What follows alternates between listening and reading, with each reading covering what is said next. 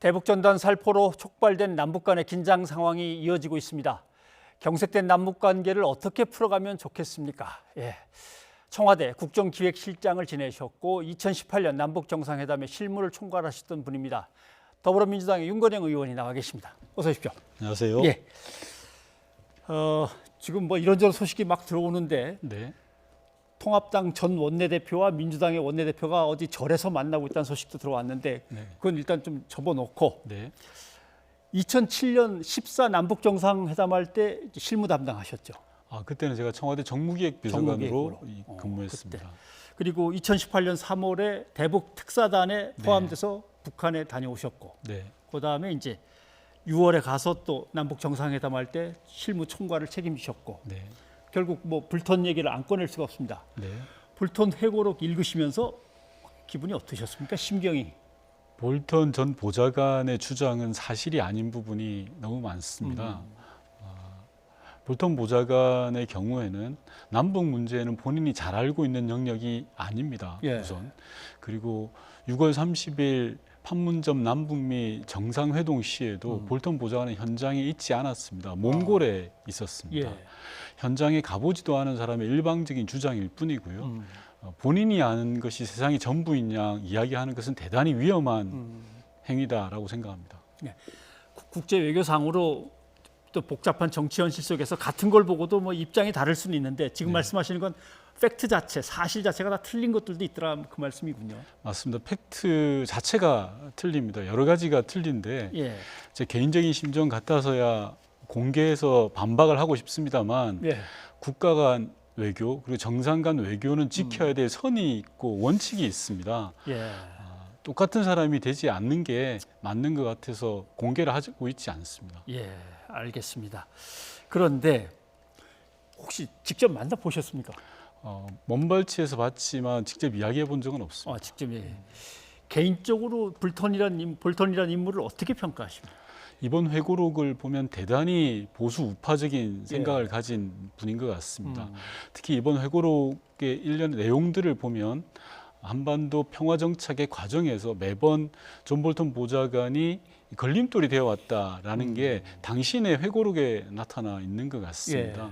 그런 부분들을 보면서 아이러니하게도 문재인 대통령과 정부가 노심초사 남북미 회동이라든지 북미 회담들을 끌어오는데 참 많은 노력을 기울였구나라는 걸 역설적으로 볼턴의 회고록을 통해서 알 수 있게 되었습니다.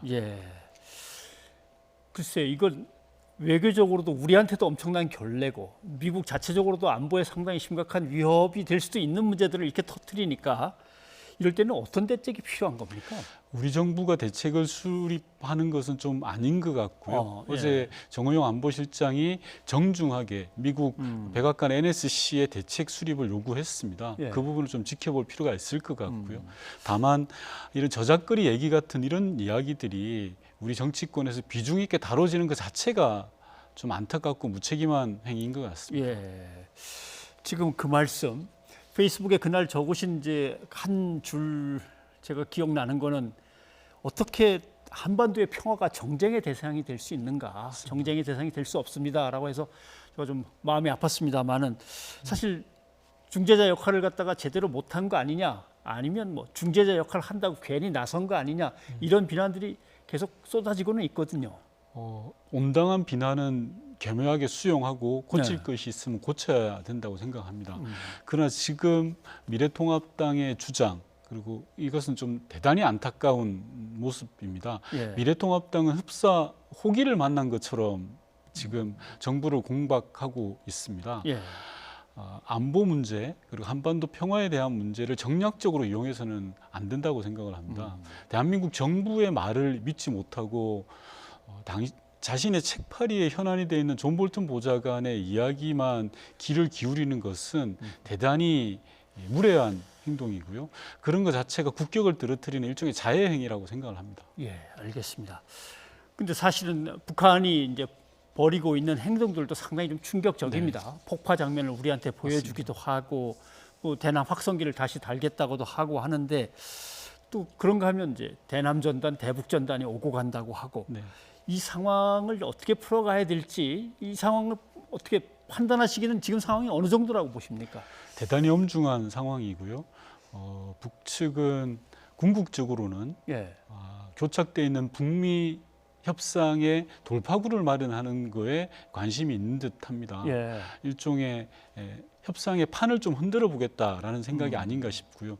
그런 상황이다 보니 우리뿐만이 아니라 미국의 반응에 대해서도 대단히 주의 깊게 살펴볼 것이다 예. 생각합니다. 조금 전에 말씀드렸다시피 말씀하신 바와 같이 대북 전단지 문제가 지금 또 이슈가 되고 있습니다. 며칠 후에 100만 장을 뿌리겠다는 탈북자 단체의 주장도 있습니다. 우리 국민의 안전에 직접적인 위해 요인이 된다고 생각합니다. 자중해야 될 사안이라고 생각합니다. 네. 근데 자중하지 않으면 일단 공권력을 동원해서 뭔가 확실하게 제압하는 것이 옳다고 보십니까? 맞습니다. 현행법으로 충분히 조치가 가능하고요. 예. 국민의 안전보다 더한 가치는 없다고 생각합니다. 예. 이제 북에 대북 특사로도 가 보셨고, 그다음에 이런저런 준비를 하면서 몇 번은 이제 만나셨을 테니까 사실 문재인 대통령이 그동안 보여준 것이 결실로는 결과적으로 지금 이렇게 돼 있지만 어떤 진정성이라든가 민족의 앞날에 대한 이제 가득 담긴 우려들이 거기서 느껴졌을 텐데 북한이 이렇게까지 신뢰를 안 하나?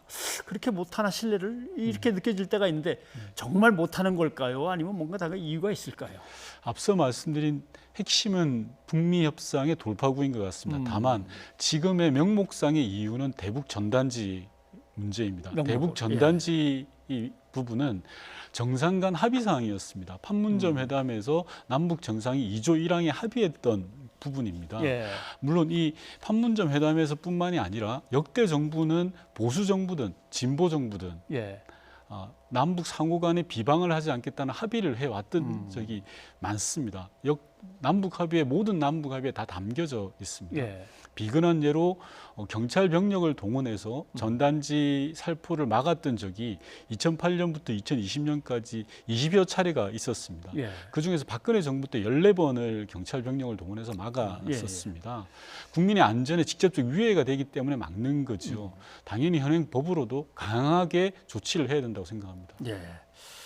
자, 특사라도 보낼까요? 하니까 북한에서는 괜찮다고 그래서 뭐 사실 이제 거절을 했고 정상회담이라도 다시 한번 원포인트라도 만날까요? 하니까 그것도 거절하는 것 같고 그럼 이제 우리는 어떤 카드가 남아 있는 겁니까?